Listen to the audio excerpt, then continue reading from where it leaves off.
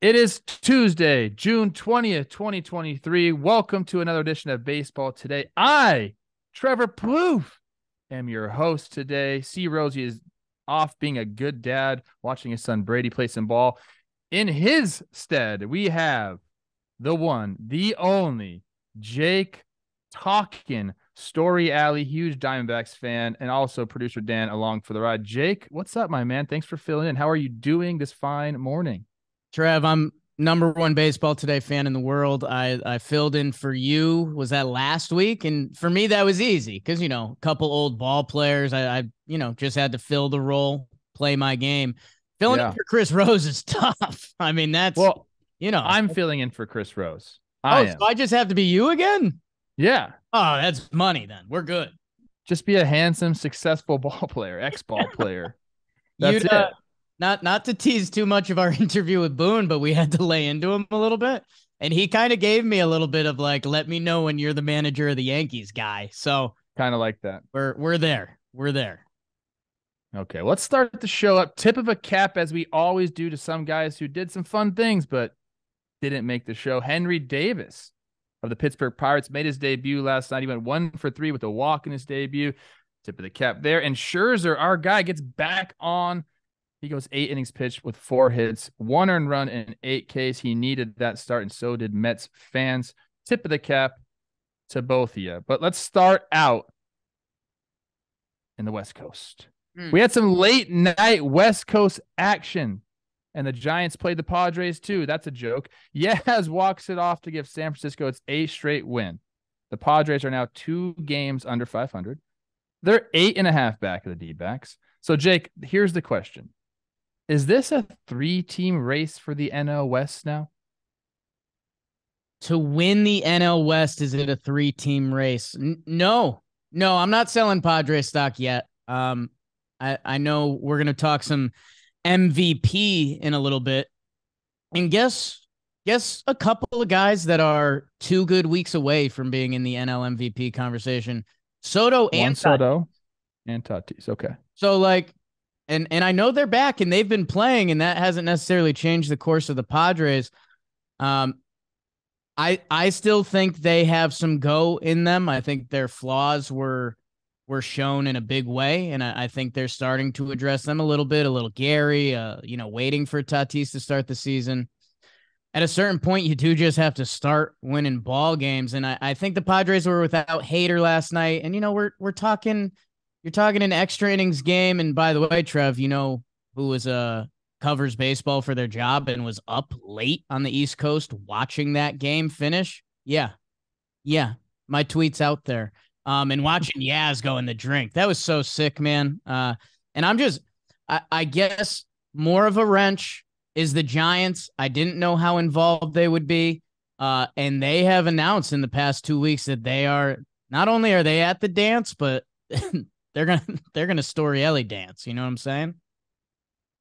Yeah, the Giants are the team that kind of surprised everyone. I guess the Diamondbacks are in that vein as well. We both had them under 73.5 wins. How did you go under on the Snakes? I guess I should have asked you, but I'm with you on the Padres. 8.5 games out. The thing is, they've been horrible in 1-run games, 5-12 in 1-run games. They're 0-6 in extra inning games. So some of that stuff will level out. I do believe that it's too early, really, right now, to put them to bed in the NL West because of the talent they have on the roster. But it does make it very hard to jump 3 teams. I mean, the Dodgers are going to be there. In fact, a lot of the Vegas books right now have the Dodgers still as the favorites to win the division. Sometimes they know what they're talking about. So look, Dodgers are going to be fine. I think they're going to make some upgrades in the bullpen. That's been their Achilles heel all year. The Giants, they're a Giants team. Farhan, he puts together a bunch of average to above average major leaguers at every single position. And that's what they do. Like, they're just a good baseball team. We know about their coaching staff. They're looking for all the little, they're looking to gain the advantages where they can. And they've been able to do that. I mean, they were sitting at 500 8 games ago. They've won 8 in a row. Now they're 8 games over 500. So they're kind of just getting in the mix themselves. And I don't think the Diamondbacks are going anywhere. So I do think it is still a 4-team race. Although if we can't figure out how to win those 1-run games or or get some of these extra inning games, I mean, that says something about a team. So if they can't figure those things out, then maybe in a month or so, I'm speaking differently. I want to see what happens at the trade deadline, because I think that's the most telling part of the season. But I agree with you. I think we're still four horses, and unfortunately, those rocks are not involved in this race. And that's why I'm not selling Padres either, because they're going to be buying. They've already bought their whole team. Like there's not really guys to trade away. That I think you try to tweak at the deadline. And by the way, like you said, with the Giants, we're still in that. I know it seems like we're so deep into the baseball season, but we're still in like a 10-game span can change the rest of your season's outlook. And hey, if the Padres can survive this Giants series, which, hey, got off to a tough start, right? But they do finish with Darvish and Snell. Then they play the Nationals and Pittsburgh, who hasn't been the same team since April. So we could be sitting here talking about a different Padres team in 10 days where their weakness has been hitting. And look at those top guys in the lineup. It's got to change. Got to change. Why did you take the under on the Snakes again? That was a happiness bet. That's right. You like to do that. You're hedging your happiness. I do that with sports, where if the Snakes finished above that, that meant it was a good year for the Snakes. So I'm win-win, baby. Okay. I like that. I should start doing that, because then when I'm wrong, I can say, oh, I'm just doing it because I want to be happy. You're smart. When I say win-win, you do lose money, but it's win-win. All right, moving on. Joey Votto. I mean, first of all, let's just give some claps. Joey Votto making his 2023 debut. Hits a homer. I think he drives in 3. He returns, hits the bomb, helps the Reds take possession of first place in the NL Central. I'll say that again. The Cincinnati Reds are in first place in the NL Central. We both, and Jimmy, took them to finish with under 63.5 wins. Give me the one player on the Reds you think deserves the most credits for making us look so stupid. Trev, I told you on the amp, because, dude, there is a crazy list of options. Yeah, a lot of them. I got it down to 2, which is actually 3, but I got it down to 2 that I wanted you to answer first, because if you could check one of the boxes off for me, that would help me in a big way. Okay, I'm going kind of unconventional, but I think it's so important to have someone like this on your roster. I'm going with Alexis Diaz. Yes. Why are you clapping for me? Let me tell you why. Okay, when you have a team that's trying to compete for the first time and largely comprised of young people. I mean, Alexis is young himself. It's very important that when you have a lead, you have a guy that can keep the lead. If you start losing games at the end, your bullpen starts blowing games. I mean, the momentum and the feel around the yard is so different. If you have a guy that can come in and just close games down, you're able to sustain winning streaks. You're able to win series. And that's so important for a young team to just have that confidence. He's had basically like one hiccup this entire season. It was April 8th against the Phillies in Philadelphia. He gave up 3 earned runs. He's walked a few people, but he's been mostly just absolutely lights out. I think he has a 250 ERA plus. Give him the ball, game's over. So I think, there are some people on the offensive side, some of these rookies that have come up, McLean and Steer and Fradel, and they've had some good performances elsewhere. I think the most important part of the team so far has been Alexis Diaz. Trev, that was one of my 2 that, I'll give my top 3 at the end, but 19 for 19 in save opportunities. Like, guess what? If that's 15 for 19 for where we are at this point in the season, the Reds might be below 500 and we might not be talking about them. And you and I, former players, we know that momentum is real, and a blown save, God, that'll pop the tire faster than anything, right? Like, you had a win that your guy that you believe in more than any other pitcher on the team to close the game. He comes in and you go from win to loss like that. And then maybe you haven't won 9 in a row right now. And it's also so important because we're not going to mention a lot of the other guys in that bullpen that have been killing it, but their starting pitching hasn't been good in this winning time, which goes into my analytics that I've been talking about on Talking Baseball, that if you can hit the ball, you're all right in 2023 baseball, because there's going to be someone out of the pen throwing something gross, and it might get you through an inning. So I love the Alexis Diaz pick. He was one of my final 2. I broke it down to the bronze finisher, and it's brutal. Spencer Steer, who now is going to get moved around, and he's only hit for the Reds. He gets screwed because America's position is the shortstop, Trev. And I'm not even talking Smelly De La Cruz, although how nasty he's been. It's Matt McClain, dude. We've been seeing this Ellie De La Cruz hype train. Like, dude might have the best PR team in the world. That a Cincinnati Reds prospect has just been all over our feed and everywhere we turned, even before he got called up. They called up another shortstop who's been playing mostly shortstop, although I know he played a little second base the other day. And Trev will put me over the top. 23 years old, an Orange, California guy that I love those Cali boys. UCLA, playing shortstop, listed at 5'8", 180. 5'6". So Matt McClain has casually come in, taken over the shortstop role. That, guess what? Here's some Yankees BS. Anthony Volpe, the kid who was promised everything, and I still think he'll be great. He's had some real struggles. Matt McClain, 128 OPS plus, picking it at shortstop. That's the guy that I'm going to pick as my Reds underrated MVP. He's been great. And look, I talked about all of us picking the under on the Reds. I am happy for this team. Look, you bring these young guys up and they're producing right away. It's incredible. You mentioned the starting pitching. It has been so-so for them. They're still trying to figure that whole thing out. Hunter Green is now on the injured list as well. So they're going to have to piece together some people. Shout out Abbott for coming up and having the longest scoreless streak to start an MLB career for a starter. Like, what's that about?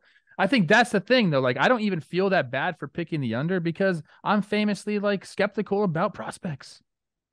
And if you have to bring up, like, 6 dudes, I'm going to be really skeptical about your team until I'm not skeptical. They're slapdicks until they ain't. Blake Snell, quote it. But these guys have come up and they played great baseball, energetic baseball, and that's what we've seen around the league is young, energetic teams. Even with the Giants, Yaz last night after he hit the homer said, like, these young guys that have come up, I think they have 7 rookies on their team right now as well. These young guys that have come up have pushed us veterans. So, I mean, we're seeing that around the league, man. And that's different talk than what usually happens. Hey, come up and shut up and do your job, fit in with the rookies, right? Not anymore. 2 of the teams that feel the oldest in baseball, and I'm sure the numbers back it up a little bit, both play in New York, and both are not where they want to be right now. So I don't know what that is. Hey, this isn't talking Yanks, bro. Okay, sorry. I was talking Mets there. I was talking Mets and Brooklyn Dodgers. And today's episode is brought to you by Shady Rays. You got to take on the sun with gear built to last. Jake, did you hear that? I heard Take on the sun with gear built to last. And even if it doesn't last, or you just lose it or you break it, it doesn't matter because Shady Rays has the greatest product replacement plan ever. You just call them up and say, hey, guys, my shade's broke, which they don't because they're durable. But if you sit on them with Chris Rose's fat bottom, they might. Or if you lose them, you call them up and they say, we got you. It's the most insane protection plan in all of eyewear. Every pair of sunglasses is backed by the lost and broken replacements. You got to love it. And exclusively for our listeners, like you, Jake, you're a listener of baseball today, usually. Yes. Shady Rays is giving out their best deal of the season. Go to shadyrays.com and use code TODAY for 50% off 2+ pairs of polarized sunglasses. I'll say that again, Jake. 50% off. That's half price. 2 pairs of polarized sunglasses. Go to shadyrays.com, use code TODAY, and you'll get 50% off 2 or more pairs of polarized sunglasses. Do it. It's summertime. The sun is bright. Shady Rays is mighty. All right, let's change gears a little bit here. We'll stay on the East Coast, though. Stay on the East Coast. Down in Miami, your favorite city. Jake in Miami is probably a real treat. The Marlins smashed the BJs 11-0 and are now 11 games over 500, if you can believe that, too. I think I had the over on them, thank goodness. Luis Arraez records his 3rd 5-hit game this month, putting him back at 400. He's slashing 400, 450, 940 on the season. So my question to you, Jake, where does he rank in the NL MVP race right now? And then give me what you think he ends up hitting on the year as far as batting average. I currently have Arraez as 3rd in the NL MVP. There's an argument to be higher, but for me, Ronald Acuna Jr., the stat page is silly. it's so silly that just where we're at with baseball, you can't ignore that. And they're the best team in the National League. That he has 30 stolen bases, man. Like 15 homers, 30 steals. Uh, the guy is a menace. He's leading in runs and total bases. Number 2 for me is Corbin Carroll. And Trev, what's Corbin Carroll's best asset? What's his wow asset? Hair. The hair and the speed. Yeah. Okay. Guess what Corbin Carroll's leading the National League in? OPS. Yes. Corbin Carroll, 5'10", 165. Want to get those real numbers? He's leading the National League in slugging and OPS. So, and that's with 19 stolen bases. So I love what Arraez is doing. And MVP, by the way, depending how far he carries these fish, like I very much have a little bit of that true old school sports fan in me that, say Corbin Carroll, if the Snakes fade and Corbin Carroll ends up with 8 WAR, because he does everything and it's incredible. And say Luis Arraez finishes with 6 WAR, but he bats 390 in a Marlins team that gets to the playoffs and nobody else really hits around him. Luis Arraez would be more important because he's the only cat. I mean, Soler deserves some loves, De La Cruz, obviously, but chasing 400, that's a different beast. I don't know, man. He finishes hitting 373 just because I'm not gonna pick someone to hit 400 until somebody does it. Like, and hey, if there's a guy that can do it, it is this guy, which that's pretty cool. You said 373? 373. Okay. I don't mind that. That's a hell of a year if he does that. For me, Luis Arraez in the NL MVP. I also have Acuna at the top of my list. I also have Corbin Carroll second on my list. I think I'm going to put Freddie Freeman above Luis Arraez right now, and I'm juggling Luis and Mookie Betts right now for that 4 spot. I love what Luis can do. It's incredible to watch him hit. I was at a batting cage yesterday with Teddy's All-Star team, and we had the TV going. We were watching the Marlins Blue Jays game. We watched him get his 5th hit. The boys are fired up about this. Young kids like this. Okay, so like if you think that batting average doesn't mean anything, it kind of doesn't until you hit 400. I mean, they all know Luis Arraez's name. They all were jumping up and down. They couldn't believe it. They think it's so cool. I like that aspect of it. Right now, DraftKings has Acuna at minus 140, Corbin Carroll plus 650, Freddie Freeman plus 700. It has Mookie at plus 1800, and Luis is a plus 25. So if you want to sprinkle a little bit on Luis Arraez, if he does end up hitting anywhere close to 400 and one of these guys or a couple of these guys start to fade a little bit, he's got an outside shot, dude. I think the voters really will enjoy the story here. And if they do make the playoffs, 11 games over 500, like I mentioned, like, and he's obviously a big part of that, he could sneak in there. But you famously didn't necessarily agree with last year's AL MVP voting, but a guy broke a historic record. You break a record, you get people talking. That's a good way to win MVP. Yes, I agree with that. 400 is one of those things that I think it's nearly impossible to do, especially in today's day and age. And here is Luis Arraez at 400 now on June 20th in the year 2023. And to answer my own question, I think this dude hits. I think it's going to be close. I think he gets into September in the 390s, and it's an upward battle from there. But I think he ends up above 385, which is nuts. Hey, you give me a 3.9 in September, and it'll be almost more exciting than the Judge home run race, I think. Because every at bat you're just watching, and it just, I understand that.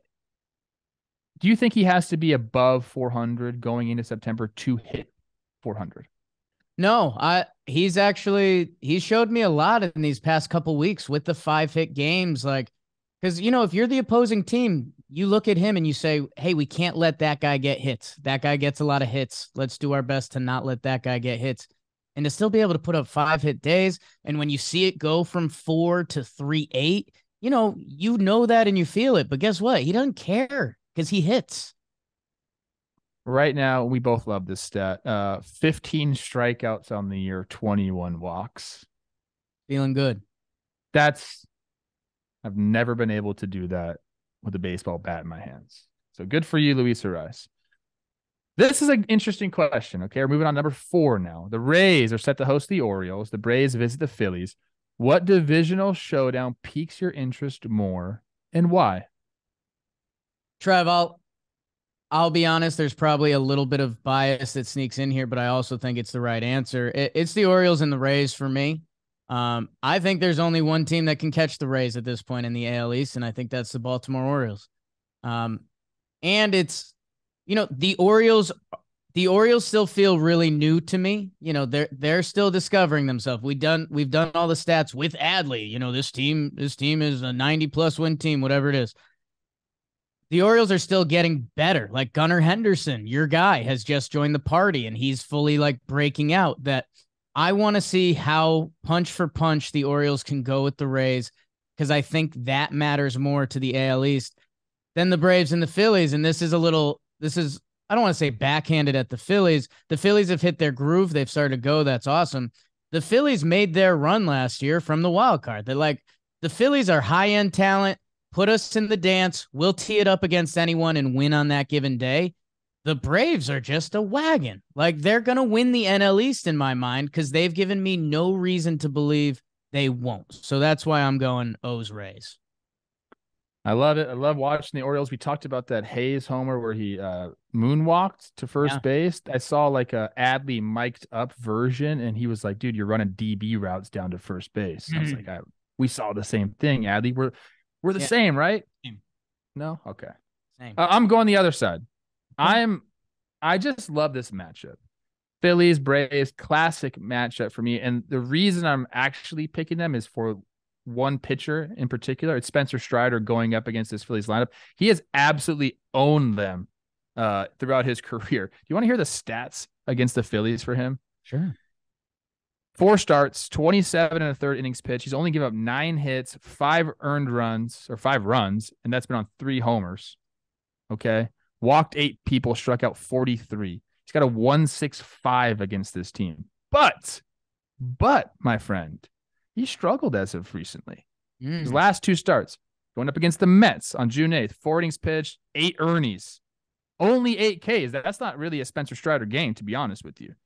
I guess 4 innings pitched, 8 Ks is decent. But 8 earned runs against them, 2 homers. And then his last time out against Detroit, 5 innings pitched, 7 hits, 5 earned runs, 3 homers. So something's got to give.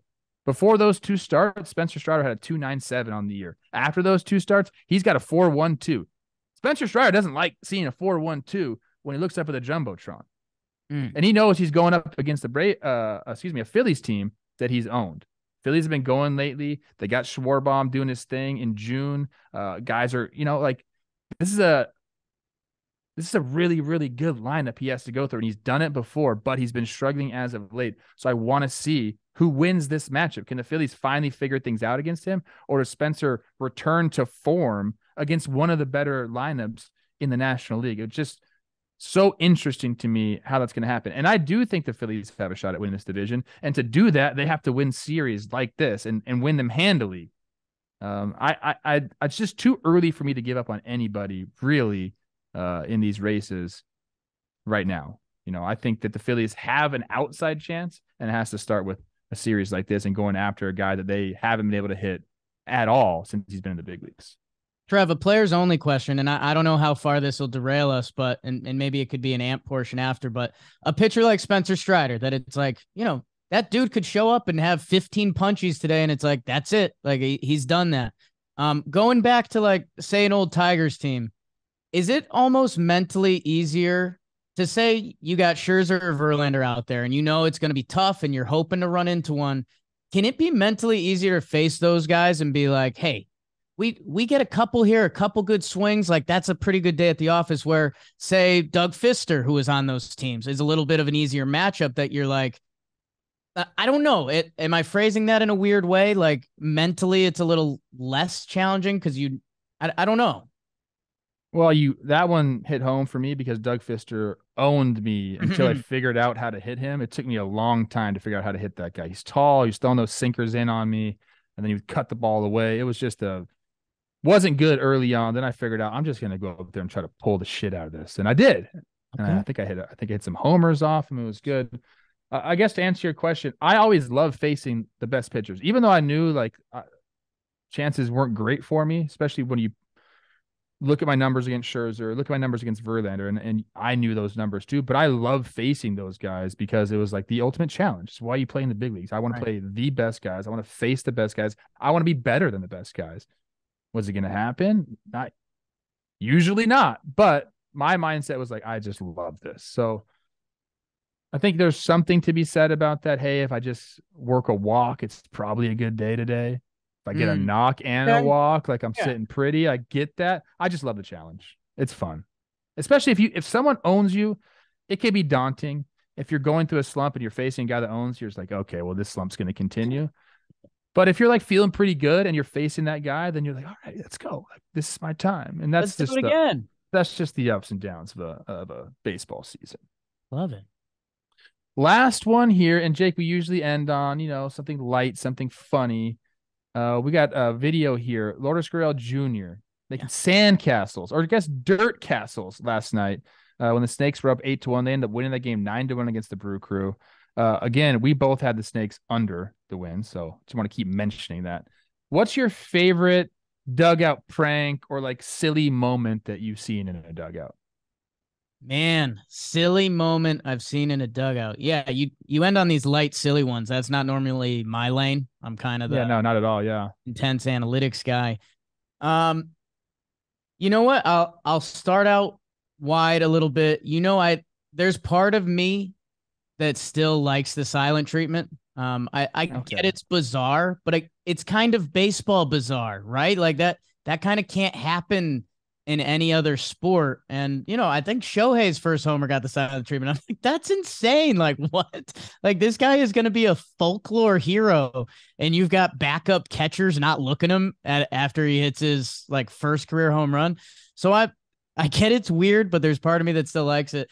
I to give you a good Yankee centric one, and I don't know if this counts, but Brett Gardner hitting the top of the dugout is still like one of the kookier things I've seen. And I guess there's some heartstrings attached to that. So I guess that's where I'll land. Where are you going with this? Because I was a little lost in this. I'll be honest. Yeah, it's the baseball dugout is such a different kind of environment. And before, like there were just microphones everywhere. It was a crazy place. A lot of things were Yeah. said, things were done in there. Now there's cameras everywhere. There's hot mics. You have to really be careful. I do want to point out because people were commenting on this. Lourdes Gurriel Jr. was doing this in with the Blue Jays as well. So this isn't Yeah. like a new Artsy thing. He's guy. been he's been building dirt castles his entire big league career, which is pretty awesome if you ask me. I'm partial to a few different things. I don't love the silent treatment. Okay. Some of the old school stuff, like the fire on the shoe, like I never got to do that. Like, although like I think I would like to do that as long as nobody got hurt. Can't That's kind light of like a someone on fire. That's one of my they rules. used to do it, yeah. So I never got to do that one. I sort of like the rally hat, like when it just becomes when we used to have these marathon games before the runner on second base. You just wanted the game to be done. You Yeah. would do anything. So the rally hat kind of got me in a Major League Baseball game because I famously hate amateur baseball. I only want to listen. I don't even like minor league baseball. I want Major League Baseball. So to see some of that leak into the big leagues was always fun. I think my number one, my go-to, because it's funny, a little bit disrespectful, and it can last for a long time, is the gum bubble on the top of the hat. It's like if you get it executed the right way, it could be up there for 3 innings, and the guy has no idea, and he might be acting cool in dugout, dapping up dudes, high fives, laughing, checking the stands out, but he's got a freaking gum bubble on his hat. I always used to try to get Brian Dozier with it. I got him a few different times, and the reason I would do it to him is he hated it. You can't let Mm. me know you hate it because I'm just gonna keep Right. doing it then. And that door's open. Yeah, gum bubble came through, and I don't know. You're right when it's executed right, and you got one of the pitchers is on the bench, and they've got him seriously talking about how his sinker's running and things like that, and you're like, dude, you're bubblehead right now. Um, I don't know. Yeah, I start going into like some of the celebrate. Like I really enjoyed when the Orioles busted out the sprinklers. I love something new. Uh, but yeah, I mean, I don't know. Dugout antics. That's that's not my game. You know.